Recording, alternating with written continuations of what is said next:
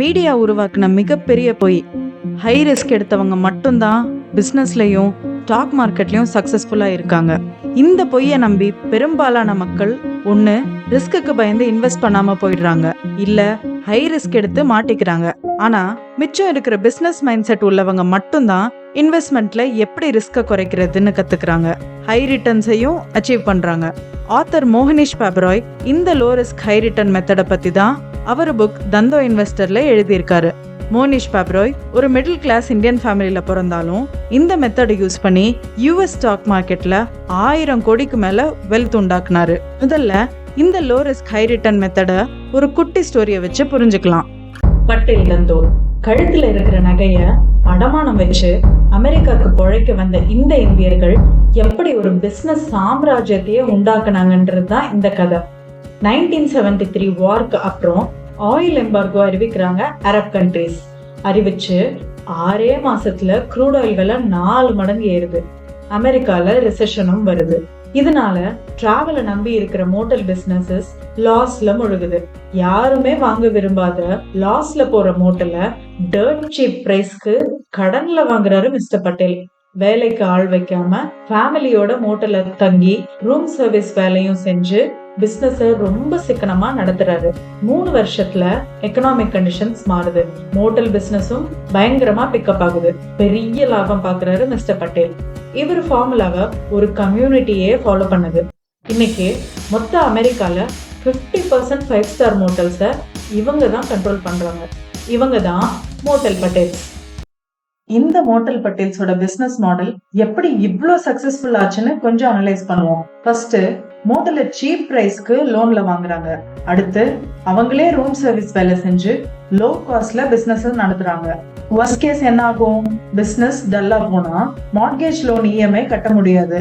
அப்படி இருந்தாலும் bank மோட்டலை cheese பண்றதுக்கு முன்னாடி அட்லீஸ்ட் 3 இயர்ஸ் டைம் கொடுப்பாங்க. அந்த 3 இயர்ஸ்லயும் பிசினஸ் பிக்கப் ஆகாம இருந்து பேங்க் மோட்டலை சீஸ் பண்ணாலும் அவரோட மொத்த லாஸ் $0. எப்படின்னு கேட்டீங்கன்னா, 1 மோட்டல் லோன்ல வாங்கினது, 2 3 வருஷம் ரெண்ட் கொடுக்காம மோட்டல்ல தங்கி இருக்காங்க. So worst case 0 loss, average case high return. இந்த மாதிரி low risk high return business opportunity identify பண்றது தான் தந்தோ ஃப்ரேம்வொர்க். இதை ஷேர் மார்க்கெட்ல சக்சஸ்ஃபுல்லா அப்ளை பண்றதுக்கு ஆத்தர் 9 தந்தோ ஸ்ட்ராட்டஜிஸ விளக்குறாரு. அது என்னன்னு பாப்போமா? Dhandho strategy 1, buy existing business through shares.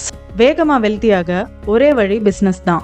புதுசா ஒரு பிசினஸ் ஸ்டார்ட் பண்ணாம ஆல்ரெடி இருக்கிற பிசினஸ் வாங்குறது தான் லோ ரிஸ்க் மெத்தட். ஒரு பிசினஸ் வாங்க நிறைய ஆப்ஷன்ஸ் இருக்கிற அண்ட் ஈஸியான இடம் அப்படின்னு பார்த்தா ஷேர் மார்க்கெட் தான். ஆனா 90% ரீட்டைல் இன்வெஸ்டர்ஸ்க்கு அவங்க வாங்கின ஷேரோட ஃப்ரீ கேஷ் ஃப்ளோ எவ்வளோன்னு கேட்டா தெரியாது. நீங்க ஷேரை வாங்கும் போது ஒரு கம்பெனியோட பிசினஸ் வாங்குறீங்க, இதை மட்டும் என்னைக்குமே மறக்காதீங்க. அந்த பிசினஸ் புரிஞ்சா மட்டும் வாங்கணும், அந்த பிசினஸ் நல்லா இருந்தா மட்டும்தான் வாங்கணும். Dhandho strategy 2, buy business with mode.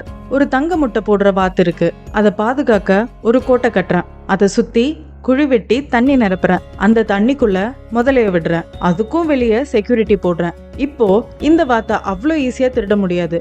உங்க பிசினஸ் தான் அந்த வாத்து, பிசினஸ்ல வர லாபம் தான் அது போடுற தங்க முட்டை. இத காம்படிஷன் கிட்ட இருந்து காப்பாத்துற கோட்டை தான் பிசினஸ் மோட், பிராண்ட் மோட். எக்ஸாம்பிளுக்கு, நம்ம கடையில போய் க்ளூ கம் கொடுங்க அப்படின்னு கேட்க மாட்டோம். ஃபெவிகால் இல்ல ஃபெவிக்விக் கொடுங்க அப்படின்னு தான் கேட்போம். இது பிடிலைட்டோட brand power. Network moat. Network மோட்க்குரிய example YouTube and Instagram. Low cost மோட்க்கு ஒரு best example Reliance Jio. Distribution மோட்க்கு example ITC, HUL. Dhandho strategy 3, focus on arbitrage. துபாயில 1 கிராம் கோல்டு 6000 ரூபாய்க்கு வாங்கலாம். அதே 1 கிராம் கோல்ட இந்தியால 6700க்கு விற்கலாம். 10% ப்ராஃபிட். இது கமாடிட்டி ஆர்பிட்ரேஜ். ஸ்டாக் மர்ஜர் டிமர்ஜர்ல வர கெயின்ஸ் பேரு ரிஸ்க் ஆர்பிட்ரேஜ். பட் எல்லாத்தையும் விட பவர்ஃபுல் பிசினஸ் ஆர்பிட்ரேஜ். எக்ஸாம்பிளுக்கு, Bengaluru to Chennai distance 350 kilometres. Air ticket fare 1800 rupees. Options IndiGo, Akasa, Air India. இன்னொரு பக்கம் பெங்களூர் டு திருச்சி டிஸ்டன்ஸ் அதே 350 கிலோமீட்டர்ஸ். ஆனா ticket fair double, 3500 rupees. Reason என்னன்னா, ஒரே ஆப்ஷன் இண்டிகோ மட்டும்தான். அவங்க சொல்றதுதான் ரேட். இந்த மாதிரி சிமிலர் சர்வீஸ்க்கு அதிக பிரைசிங் பவர் இருக்கனால இண்டிகோக்கு அவங்க காம்படிஷனை விட thousands of crores excess profit பண்ண முடியுது. இந்த மாதிரி ஆர்பிட்ரேஜ் இருக்கிற பிசினஸ் தேடி வாங்குங்க. Dhandho strategy 4. Copycat is better than innovator. Large cap கம்பெனிஸ்க்கு இனோவேட் பண்றது அவ்வளோ ஈஸி இல்லை. R&D எக்ஸ்பென்ஸ், டைம் டிலேன்னு நிறைய ப்ராப்ளம் இருக்கும். ஸோ இனோவேட் பண்ற கம்பெனிஸை விட சக்சஸ்ஃபுல் ப்ராடக்ட்ஸ் அண்ட் டெக்னிக்ஸை காப்பி பண்ற கம்பெனி அதிக ப்ராஃபிட்டபிளா இருக்கும். எக்ஸாம்பிளுக்கு நேச்சுரல் இன்கிரீடியன்ஸை யூஸ் பண்ற பியூட்டி ப்ராடக்ட் மாமா அர்த்தை பார்த்து காப்பி பண்ண HULோட சிம்பிள் அப்படின்ற பிராண்ட் செம்ம ஹிட். ஜெமினியை டெவலப் பண்ற முயற்சியில லாஸ் பண்ணனாங்க கூகுள். அவங்களால முடியாதுன்னு தெரிஞ்சு OpenAI அதாவது ChatGPT-ய முதல்லயே வாங்கிட்டாங்க மைக்ரோசாஃப்ட். பட் காப்பி பண்ணா மட்டும் பத்தாது, இங்க keyword better execution. Dhandho strategy 5. Margin of safety always. Vande Bharat ட்ரெயினோட மேக்ஸிமம் ஸ்பீட் கெப்பாசிட்டி 180 km/h. ஆனா ஆக்சுவலா அலௌடான ஸ்பீட் 160 km/h விட கம்மி தான். இந்த 20 km/h ஆர் 10% வித்தியாசம் தான் இன்ஜினியரிங் மார்ஜின் ஆஃப் சேஃப்டி. இது ஆக்சிடென்ட்ஸ்க்கான வாய்ப்பை குறைக்கும். இன்வெஸ்டிங்ல மார்ஜின் ஆஃப் சேஃப்டியை புரிஞ்சுக்க வேல்யூ விசஸ் பிரைஸ் வித்தியாசத்தை தெரிஞ்சுக்கணும். எக்ஸாம்பிளுக்கு தமிழ்நாடு மெர்கன்டைல் பேங்க் லாஸ்ட் இயர்ல 1000 கோடி ப்ராஃபிட் பண்ணாங்க. ஸோ அடுத்த 10 வருஷமும் அதே 1000 கோடி ப்ராஃபிட் பண்ணனா மொத்தம் 10,000 கோடி கேஷ் உண்டாக்க முடியும். என்னோட அசம்ஷன் படி இந்த 10,000 கோடி தான் TMBயோட வேல்யூ. இப்போ பிரைஸை பார்க்கலாம். TMBயோட மொத்த விலை, அதாவது மார்க்கெட் கேபிட்டலைசேஷன் 7,000 கோடி. இந்த 7,000 கோடி தான் TMBயோட பிரைஸ். சுருக்கமா சொன்னா பிரைஸ் உங்க பாக்கெட்ல இருந்து வெளியே போற காசு, வேல்யூ உங்க பாக்கெட்க்கு உள்ள வர காசு. ஸோ இந்த எக்ஸாம்பிள்ல பிரைஸ் வேல்யூவை விட 30% கம்மியா இருக்கு.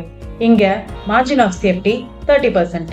இந்த மாதிரி மார்ஜின் ஆஃப் சேஃப்டி இருக்கிற ஸ்டாக்கை மட்டும் வாங்குங்க.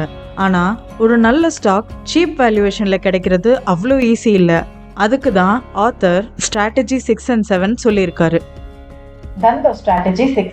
By distress business in distress sector. ஒரு நல்ல கம்பெனி இல்ல அந்த செக்டரே கஷ்டமான சிச்சுவேஷன்ல இருக்கும்போது சீப் வேல்யூவேஷன்ல வாங்க வாய்ப்பு கிடைக்கும். எக்ஸாம்பிளுக்கு நாட்கோ ஃபார்மா ஒரு ஸ்ட்ராங் கம்பெனி. ஃபாரின் கம்பெனிஸோட எக்ஸ்பென்சிவ் பேட்டன்டட் மெடிசனை காப்பி பண்ணி சீப்பா இந்தியன் மார்க்கெட்ல விற்பாங்க. அதனால பேட்டன்ட் இன்ஃப்ரிஞ்ச்மெண்ட் கேஸ் அவங்களுக்கு ரொம்ப யூஷுவல். 2021ல US டிஸ்ட்ரிக்ட் கோர்ட்ல ஒரு கேஸ் தோத்ததுக்கு அப்புறம் ஒரே வருஷத்துல நாட்கோ ஷேர் 50% டிக்ளைன் ஆகுது. இந்த டைம்ல நாட்கோ ஷேர்ல இன்வெஸ்ட் பண்ணியிருந்தீங்கன்னா ஒரே வருஷத்துல உங்க இன்வெஸ்ட்மெண்ட் டபுள் ஆகி இருக்கும். Dhandho strategy 7. Buy low risk high uncertainty business. நல்ல ஸ்டாக்கை சீப் வேல்யூவேஷன்ல வாங்க இது இன்னொரு மெத்தட். முதல்ல ரிஸ்க்குக்கும் அன்சர்டனிட்டிக்கும் உள்ள வித்தியாசத்தை புரிஞ்சுக்கலாம். ரிஸ்கை ஒரு கம்பெனியால கண்ட்ரோல் பண்ண முடியும். எக்ஸாம்பிளுக்கு மோசமான ப்ராடக்ட், மோசமான மார்க்கெட்டிங், மோசமான சப்ளை செயின் அண்ட் அதிக கடன், இதெல்லாம் ஹை ரிஸ்க். அன்சர்டனிட்டி ஒரு கம்பெனியால கண்ட்ரோல் பண்ண முடியாது. எக்ஸாம்பிளுக்கு economic recession, natural disaster, wrong government regulation, இதெல்லாம் ஹை அன்சர்டனிட்டி. ரொம்ப ரேரா தான் நடக்கும், ஆனா எப்போ நடக்கும்னு நம்மளுக்கு தெரியாது. பட் ஸ்டாக் மார்க்கெட் ஹை ரிஸ்கையும் ஹை அன்சர்டனிட்டியும் கன்ஃபியூஸ் பண்ணிக்கும். ஸோ நிறைய high growth low risk businesses சீப்பான வேல்யூவேஷனுக்கு கிடைக்கும். Dhandho strategy 8. Few bets big bets. 10 எக்ஸாமுக்கு படிச்சு 3 சப்ஜெக்ட்ல A கிரேட் எடுக்கிறது ஈஸியா, இல்ல 100 எக்ஸாமுக்கு படிச்சு 30 சப்ஜெக்ட்ல A கிரேட் எடுக்கிறது ஈஸியா?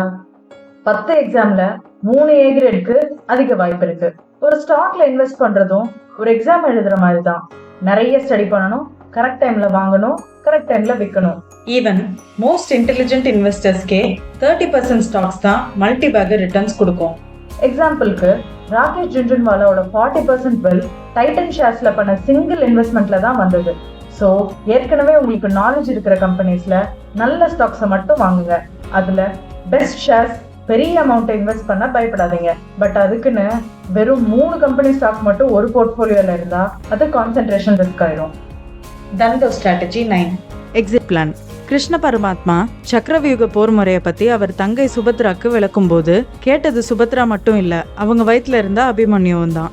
ஆனா கதையின் பின்பாதியிலே சுபத்ரா தூங்கிடுறாங்க. அபிமன்யுவால பாதி மட்டும்தான் கேட்க முடியுது. 16 வயசுல சக்கரவியூகத்தை எதிர்கொள்ள போறாரு அபிமன்யு. வெற்றிகரமா உள்ள போன அவருக்கு வெளியே வர தெரியல. அதுவே அவர் முடிவுக்கு காரணமாகுது. ஸ்டாக் இன்வெஸ்டிங்லயும் இதுதான் நடக்குது. எப்போ வாங்கணும்னு கேட்குற ரீட்டைல் இன்வெஸ்டர்ஸ் எப்போ ஸ்டாக்கை விற்கணும்னு தெரியாம மாட்டிக்கிறாங்க. வேல்யூவேஷன், சேஞ்ச் இன் பிஸ்னஸ் மாதிரி ஸ்டாக் எக்ஸிட் பிளான் இருக்கிறது ரொம்ப முக்கியம். பிஸ்னஸ் நல்லா இருந்தும் ஸ்டாக் பெர்ஃபார்ம் பண்ணலனா 2 to 3 years அது பெர்ஃபார்ம் பண்ண டைம் கொடுக்கணும். அதுக்கப்புறமும் பெர்ஃபார்ம் பண்ணலனா நம்ம அனாலிசிஸ் தப்புன்னு எக்ஸிட் பண்ணணும். Final review. Dhandho investor book யாரும் சொல்லாத யூனிக்கான விஷயத்த சொல்லியிருக்கா? கண்டிப்பா இல்ல.